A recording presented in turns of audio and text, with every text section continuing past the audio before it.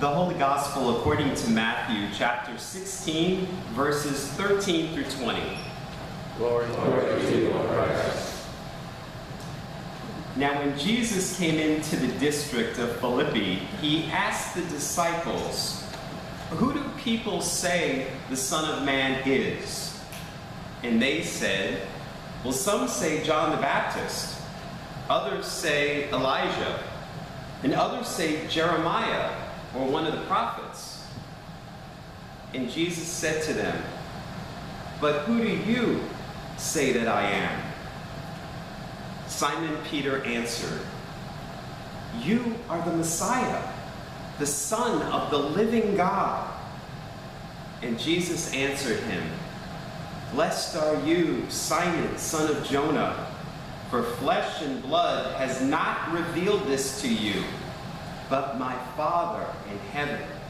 And I tell you, you are Peter, and on this rock I will build my church. I will give you the keys to the kingdom, and whatever you bind on earth will be bound in heaven, and whatever you loose on earth will be loosed in heaven."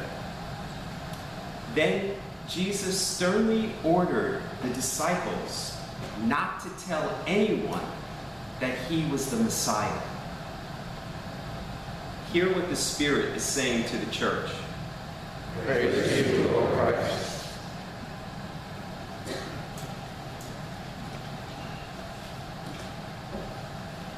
Jeff is going to be singing a song for us after I speak, which is called "The Great I Am."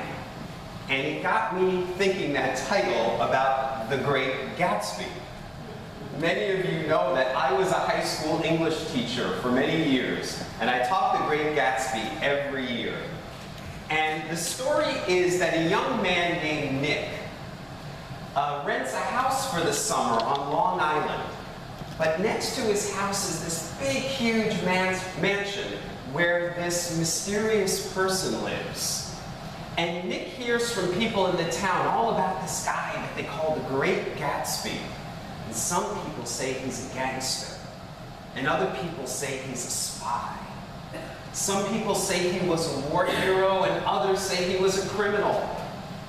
And Nick doesn't know what to believe until he actually meets Gatsby, and they form a friendship, and he gets to know who this person really is. And that got me thinking about the social media world that we're living in today, where we go on Facebook or online dating sites, and you can get a lot of information about a person. You can see their picture, you can know where they went to school, you can even know where they went for dinner last night and what they ate. Okay? But it doesn't mean that we actually know that person. I think about my teenage niece. She's into that British boy band, One Direction. And there's one boy in the band she really likes, and her room is covered with pictures of him. And she tells me, "Uncle Sal, oh, I know everything about him. I know his favorite color. I know what his dog's name is." She feels like she really knows him. And of course she doesn't. But all of this got me thinking about us with Jesus. Because I think for many, we know about Jesus, but maybe we don't really know Jesus. That we've learned about Jesus through our churches and pastors, from our parents, from Bible study, from books we've read, from the Bible. But that's all intellectual knowledge. When Jesus says, "Do you know who I am?" knowledge spiritually is about intimacy. If you remember that before Jesus was born, Mary, the angel came to her and said, "You are going to be pregnant." And she said, "Well, how can this be, since I do not know man?" And I remember as a little boy reading that and going, how could she not know any men? And of course, to know is about intimacy. And it's the same thing Jesus is saying here to us. Do you know me? Not, do you know about me? Do you know me intimately? The mystics, the Christian mystics, got this. And they wrote beautiful words and poetry about that intimacy with Jesus. Many of you are familiar with St. John of the Cross and the dark night of the soul, which many of us, in kind of our colloquial understanding of that, we think it's something negative, the dark night of the soul. But if you actually read the poem, it's something absolutely beautiful, that Jesus comes to St. John in the middle of this night. And this is what John of the Cross writes in that poem. He says, "Night more lovely than the dawn, night that joined lover and beloved, lover transformed in the beloved." And in the poem, he talks about how that night when Jesus comes to him, he puts Jesus' head on his chest and he parts Jesus' hair. Very intimate, very beautiful. This is what we're talking about with knowing Jesus. Do you have an intellectual knowledge of Jesus? Is it here? Or do you have that knowledge here? In today's gospel, when he asks, "Who do you say that I am?" Not what are other people saying. Who do you say that I am? Simon answers first, Simon Peter. And he says, "Oh, you're the Son of the living God." He gets it. It's like he has a spiritual awakening. He finally gets it. Oh, I see. God is alive in you. And you came to show how God is alive in us. I get it now. You're the Messiah. That's who you are. Now, another word for Messiah is Christ. And I've shared with you before that Christ is not Jesus' last name. Christ is a consciousness. And sometimes this consciousness is referred to as the Christ consciousness, but also the I am consciousness. I am is a name for God. If you remember when Moses was at the burning bush and he got the 10 Commandments, God says in the burning bush to him, "Go forth and tell this to the people." And Moses says, "Well, who should I say sent me?" And God says, "I am who I am. Tell them I am sent me to you." I am. That's the name for God. Now, the first words of the Bible say, "In the beginning was the Word, and the Word was God." That word, some say, is a sound, a cosmic vibration, if you will, that created everything. And our brothers and sisters of the Eastern faith traditions chant the word Om. And Om is spelt A-U-M. It's just like I am. Om. It's that sound of God. Moses connected with that I am, and he was sent forth. Jesus connected with that I am, and he was sent forth. And what he was demonstrating to us is that we could connect with it too. That's why Jesus said, "All of the things that I have done, you can do, and greater." That's what he says.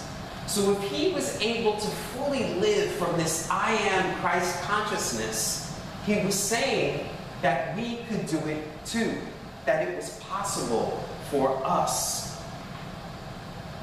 The goal of the spiritual life is for us to align the I with the I am.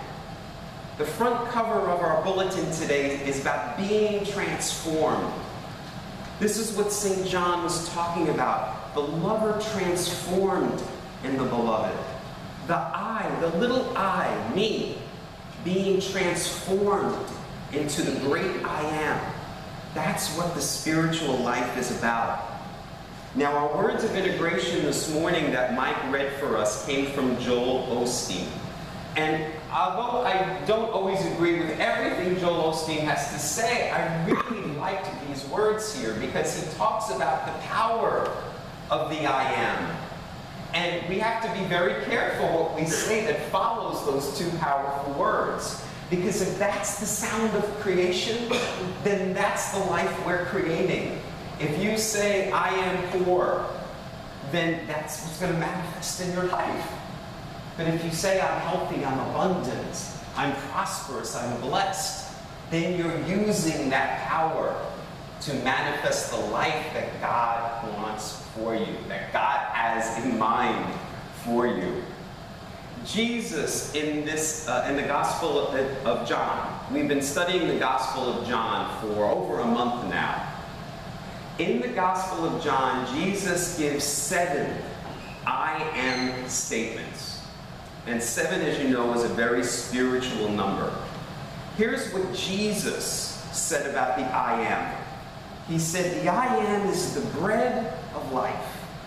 And we know that means the nourishment that God has for us. He said, the I am is the light of the world. And later he would say, you are the light of the world, because you have the I am in you too. He says the I am is the gate, the good shepherd, the way to follow, the resurrection, the life. And he says the I am is the vine. And I really resonate with that at this point in my spiritual journey, the vine.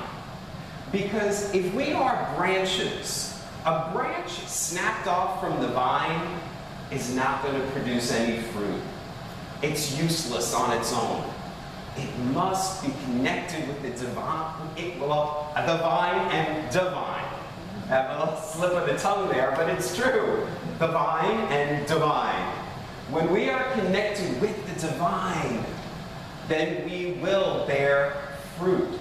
That's the power of the I am. Now, we started off the service where I shared with you that word Ubuntu, which I learned from reading a book many years ago by Archbishop Desmond Tutu.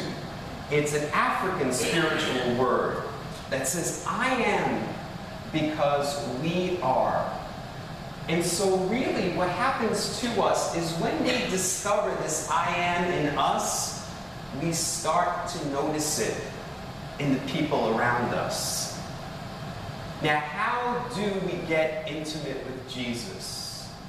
How do we connect with this I am? Well, Jesus said in today's gospel, I'm giving you the keys to the kingdom. And where did Jesus say the kingdom was? Do you remember? He said the kingdom of heaven is within. So that's the key. If you want to get intimate with Jesus, you got to go within. And remember what to do? Be still and know what? Be still and know. There's the intimate word again. Know. Know what? I am. Be still and know the I am within you. That's how we connect with Jesus, how we are intimate with Jesus. Now, you know that I end my homilies with the word namaste. And for those of you who have just started coming or who are new to that word, it's about what we're talking about today. Namaste means the light in me recognizes the light in you. And that's what we're talking about with Ubuntu. I am because we are. Namaste. Namaste.